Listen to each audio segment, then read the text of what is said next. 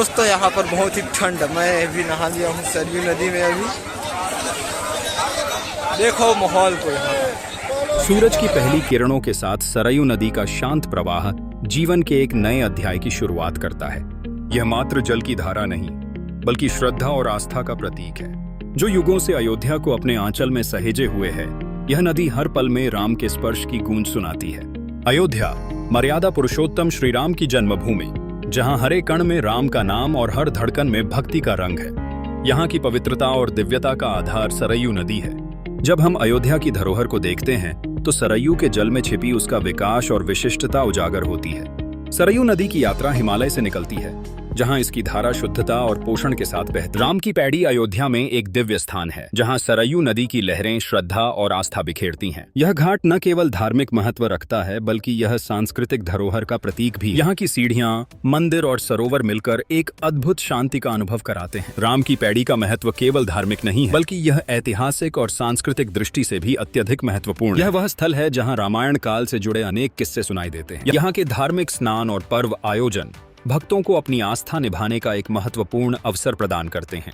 यहाँ के शांति और आस्था के मिश्रण में एक अद्भुत आकर्षण है हनुमानगढ़ी। अयोध्या का वह पवित्र स्थान है जहाँ आस्था का संगम होता है, और यह राम भक्तों का स्वर्णिम आश्रय भी है।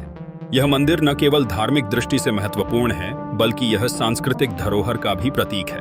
यहाँ प्रतिदिन श्रद्धालु अपनी समस्याओं का समाधान खोजने और हनुमान जी से आशीर्वाद प्राप्त करने आते हैं। इस दिव्य स्थल की महिमा के पीछे अनेकों कहानियां और भक्तों के अनुभव छिपे हुए हैं। अयोध्या की इस भक्तिपूर्ण गली में कदम रखते ही आपको एक अद्वितीय ऊर्जा का अनुभव होता है। जब आप अपने दिल में भक्ति लेकर यहाँ आते हैं तो आपके मन की सारी परेशानियां जैसे पल भर में धुल जाती हैं। हनुमान जी का विशाल और भव्य स्वरूप देखकर श्रद्धा का शह बताते हैं। उनके दर पर उपस्थित भक्तों की भीड़ से यह स्पष्ट हो जाता है कि यहाँ का वातावरण कितना प्रेरणादायक है। यह एक अद्भुत संयोग है कि जहां हम मां अंजनी के बाले स्वरूप का दर्शन करते हैं, वहीं हम अपने मन में सकारात्मकता का संचार भी करते हैं। हर मंगलवार और शनिवार को हनुमानगढ़ी की महक और भी बढ़ जाती है। देश के कोने कोने से भक्त यहां अपने इष्ट को मनाने और अपनी समस्याओं के समाधान के लिए आते हैं। कभी कभी लोग यहां केवल मोती या फूलों की माला लेकर आते हैं, और कभी कभी वे गहरी प्रार्थनाएं लेकर। भव्य मंदिर की सीढ़ियां चढ़ते हुए मन एक अलग से आस्थानुभाव से भर जाता है। यहाँ की देखभाल और समर्पित सेवा लोगों के विश्वास को और भी मजबूत करती है। अयोध्या का राज दरबार रामकोट क्षेत्र में एक अद्वितीय ऐतिहासिक धरोहर है, जहाँ शांति और धर्म का संगम हुआ करता था। यह स्थान राजा दशरथ और श्री राम के राजप्रासाद से भरा हुआ है, जो उस समय की शांति काल का प्रतीक था। यहाँ से न्याय की धारा बहती थी, जहाँ राजा अपने प्रजाजन के प्रति दया और करुणा से भरा हुआ था, और उस समय के हर व्यक्ति का उत्थान राजा की प्राथमिकता थी। इस राज दरबार की संपूर्णता में चारों ओर से एक अलौकिक आभा फैलती थी। दरबार के आंगन में श्रद्धालुजन राजा के न्याय और धर्म पर भरोसा करते थे।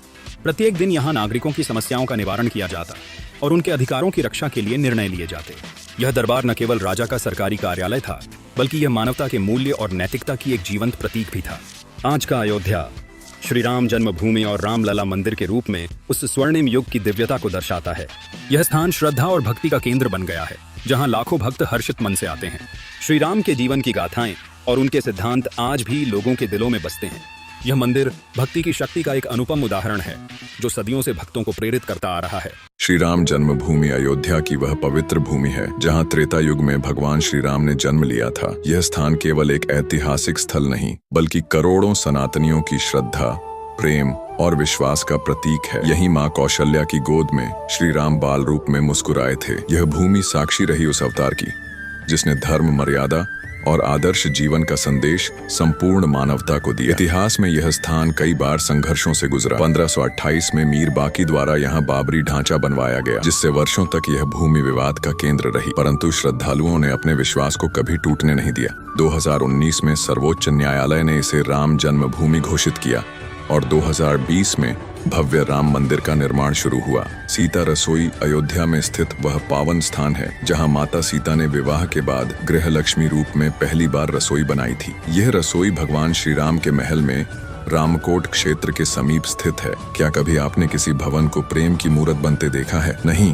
तो अयोध्या आइए, कनक भवन देखिए। जब जनकपुर की राजकुमारी सीता जी विवाह के बाद अयोध्या आई, माता कौशल्या ने उन्हें प्रेम से जो उपहार दिया वही था कनक भवन। सोने से नहीं, स्नेह और त्याग से बना एक स्वप्न। यहाँ की दीवारें अब भी गवाही देती हैं राम सीता के मिलन की, उनकी मौन मुस्कानों की, आरती के मधुर क्षणों की। ये भवन अब भी जीवित है। हर कोने में राम की मर्यादा है, हर आहट में सीता का स्नेह। जब कोई श्रद्धालु यहाँ आता है, उसका मन कह उठता है, यही है प्रेम, यही है जीवन। तो जब अयोध्या आओ, कनक भवन जरूर आना, क्योंकि वहाँ राम सीता की आत्मा आज भी मुस्कुराती है।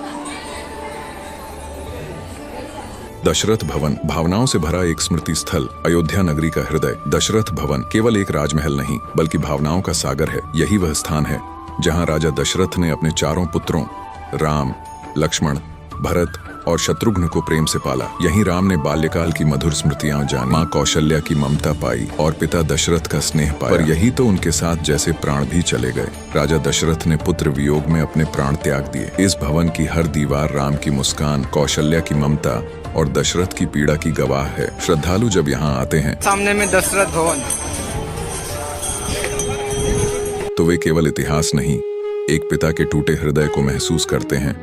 दशरथ भवन हमें सिखाता है, सच्चा प्रेम त्याग में होता है और धर्म की राह कठिन हो सकती है, पर सबसे पवित्र होती है।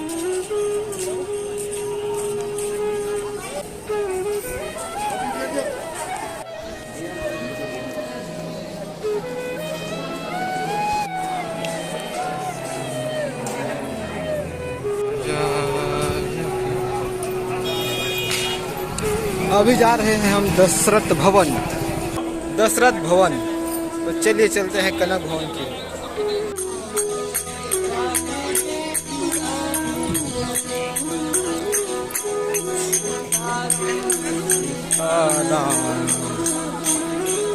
सीताराम कहिए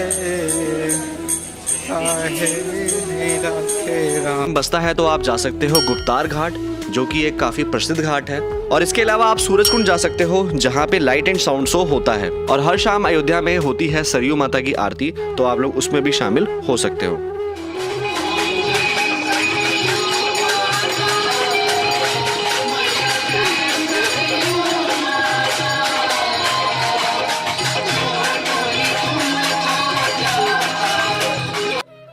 तो दोस्तों, अगर आपको ये वीडियो पसंद आई हो तो इसे लाइक ज़रूर करें, चैनल को सब्सक्राइब करें और बेल आइकन दबाना न भूलें, ताकि हमारी आने वाली हर नई वीडियो सबसे पहले आप तक पहुंचे। फिलहाल के लिए इतना ही। मिलते हैं अगली वीडियो में एक और नए और शानदार विषय के साथ। तब तक अपना ख्याल रखें। धन्यवाद।